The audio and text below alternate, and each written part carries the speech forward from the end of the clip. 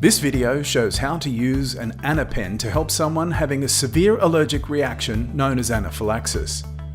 Follow the instructions on the Askia action plan stored with their Anipen. When someone is having anaphylaxis, help them to lie down.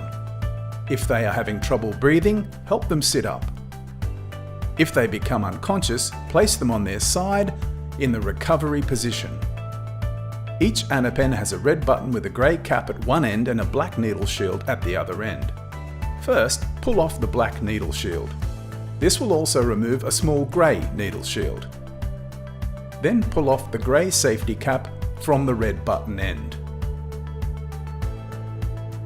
Hold the Anipen in your fist with your thumb closer to the red button end. Place the needle end firmly against the outer thigh of the person's leg, halfway between the hip and the knee.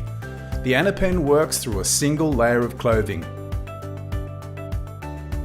Press the red button down firmly with your thumb until you hear a click, and hold in this position while counting to 10.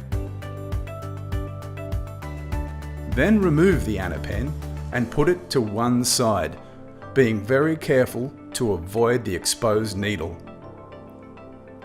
Call 000 immediately and ask for an ambulance. Stay with the person and keep them calm.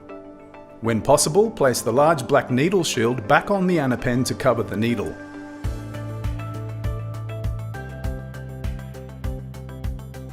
Keep your fingers away from the needle at all times. Do not allow the person to stand or walk at any time. The person must stay in hospital for at least 4 hours. For more information on allergy and anaphylaxis, visit our website or call us on 1300 728 000. Or visit the website for the Australasian Society of Clinical Immunology and Allergy.